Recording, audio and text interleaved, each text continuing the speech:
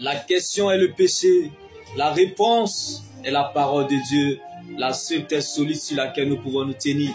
La Bible pouvait nous le dire. Au commencement, Dieu créa le ciel et la terre. La terre était informe et vide. La terre habitait dans la nuit. Et Dieu a dit que la lumière soit. Et la lumière fut. Que la lumière brille. Et que la lumière se mit à briller. Alors que ta lumière brille. Et que la justice de Dieu marche devant toi. Que ta guérison germe proprement. Et que la gloire de l'Éternel t'accompagne tout au long de ta vie. Car celui qui a fait le testament est vivant. Donc ça veut dire, au commencement, la parole existait déjà. La parole était avec Dieu. La parole était Dieu. Toutes choses ont été faites par elle. Rien n'a été fait sans elle. Jésus-Christ est la parole de Dieu. Donc bien-aimé dans le Seigneur, sache que la vie est ce que nous pensons. Nous savons que la vie se résume à un triangle. Le judaïsme, l'islam et le christianisme. Le judaïsme est comme l'ordonnance. L'islam est comme l'infirmière, le traitement. Et le christianisme est le médecin. Bien-aimé, le but du judaïsme, c'était, bien-aimé, de donner l'ordonnance. Pour dire que nous devons adorer qu'un seul Dieu, omniprésent, omnipotent et omniscient. L'islam était venu pour traiter le péché et lutter contre le polythéisme, qui est la religion où on adore plusieurs dieux. Maintenant, le christianisme, bien-aimé, n'est pas une religion, car la religion ne sauve pas, mais c'est une relation. Bien-aimé, pour quiconque croit, bien-aimé, en Jésus. Le christianisme est une relation avec Jésus. Pour quiconque croit et met sa confiance en son sacrifice à la croix de Golgotha pour le pardon de nos péchés et pour l'éternité. Donc sache que l'histoire ne se souviendra pas des problèmes que nous provoquons, mais plutôt des problèmes que nous résolvons. Vaut mieux croire en celui qui est mort et revenu à la vie que de croire en celui qui est mort et qui n'est pas revenu à la vie. Celui dont je te parle, je ne te parle pas d'un Jésus boucantier. Je ne te parle pas d'un Jésus de ton quartier. Je ne te parle pas d'un Jésus justice serviteur de Dieu. Je ne te parle pas d'un Jésus prisonnier Barabbas. Je ne te parle pas d'un Jésus footballeur brésilien. Celui dont je te parle, il n'est pas footballeur, mais il a marqué l'humanité. Celui-là même que la lumière de la tombe n'a pas pu stopper. Jésus-Christ de Nazareth. Il n'est pas un chemin, mais le chemin. Il ne donne pas la vie, il est lui-même la vie. Si tu empruntes ce chemin, tu trouveras la vérité. Et si tu vas jusqu'au bout de cette vérité, tu rencontreras la vie qui est Jésus-Christ de Nazareth. Quel que soit le temps que tu cherches, le jour que tu trouveras ce que tu cherches. Frappe jusqu'à ce qu'on t'ouvre. Le jour qu'on t'ouvre, on t'ouvrira la porte à laquelle tu as frappé. Heureux l'homme qui cherche la présence de Dieu malgré les difficultés. Tu peux te moquer de tout, mais sauf d'un enfant de Dieu ou de celui qui cherche la présence de Dieu, car il peut être Jacob à 16 heures et avant le lever du jour, devenir Israël. C'était fini pour Jacob, mais Dieu a augmenté les temps additionnels. Il dit à Jacob, tu deviendras Israël et non ce que tu traverses. Bien-aimé, le judaïsme est comme l'ordonnance. L'islam est comme l'infirmière qui traite le péché. Maintenant, bien-aimé, le christianisme est le médecin, la relation avec Dieu. Jésus-Christ offrant son salut à quiconque croit. Et l'hôpital, c'est Dieu lui-même en question. Donc laisse-moi t'annoncer cette bonne nouvelle en ce jour. Dieu ne se trouve pas à la parole, mais plutôt dans sa parole. Dans ce que nous connaissons en tant qu'enfants de Dieu, nous avons 3 religions que l'homme a tendance à dire. Le judaïsme, l'islam et le christianisme. Mais nous savons que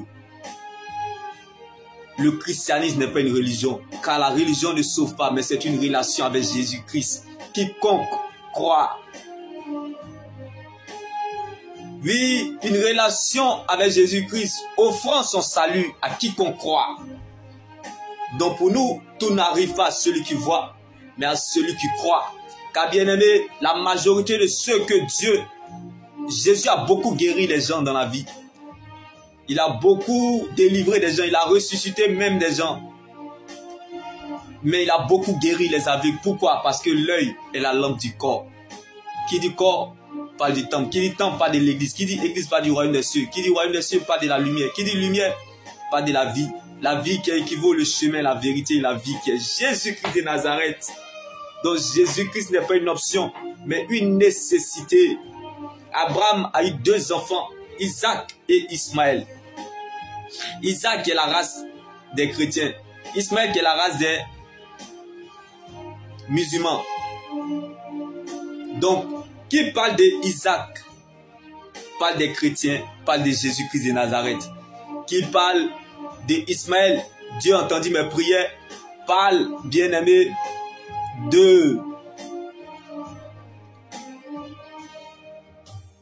des musulmans et parle de Mahomet.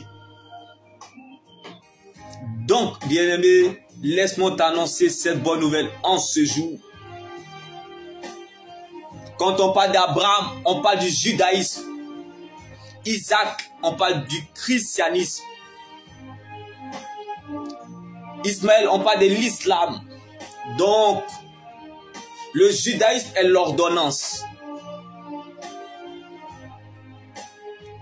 L'infirmière, elle traite, bien-aimé, le péché, qui est l'islam.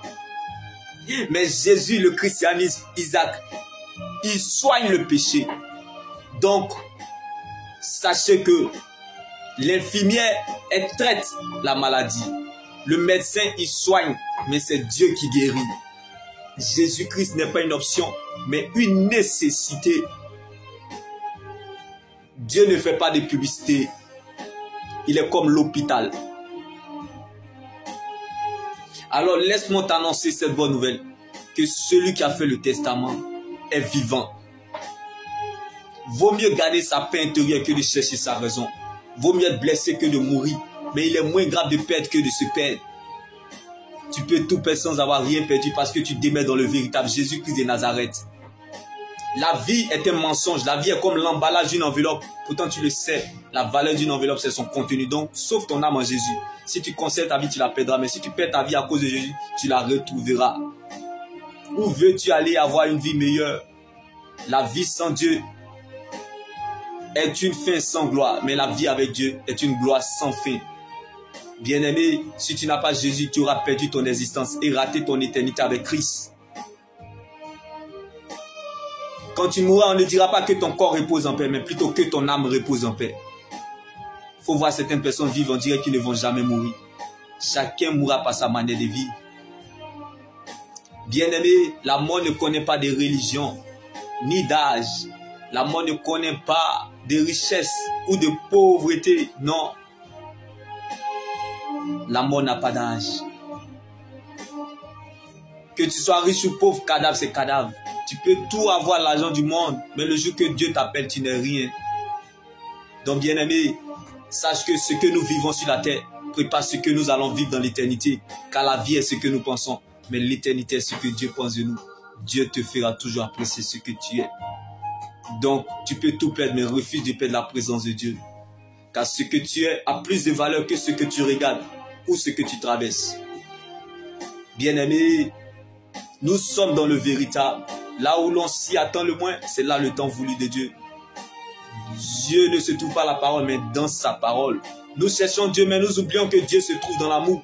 Si tu es 3 fois saint, ne reste pas ici. Quitte la terre, va au ciel. Car la terre n'a pas été pour parfaire, mais plutôt aux imparfaits. C'est pour cela que Jésus va dire, la Bible va dire, Jésus est venu pour les pécheurs et pour le salut de notre âme. Nous cherchons Dieu, mais nous oublions que Dieu se trouve dans l'amour. Nous empêchons les gens de voir la gloire de Dieu. Dieu ne se révèle pas. La lumière ne se révèle pas dans la lumière. Dieu se révèle dans les ténèbres. Ce sont les pécheurs qui expérimentent la gloire de Dieu. Saul a combattu l'église. Pierre a régné Jésus. David était dans le péché, Noé dans l'alcool, Rahab prostituée. Jésus couvrit la nudité, les a aimés, même les a élus, les a pardonnés. Donc bien-aimé, laisse-moi t'annoncer cette bonne nouvelle en ce jour. On peut avoir le même corps, mais l'intérieur qui a changé, on parle de la nouvelle naissance. C'est Jésus-Christ qui a fait le son. Dieu ne déterminera jamais ton futur en fonction de ton passé, mais parce qu'il veut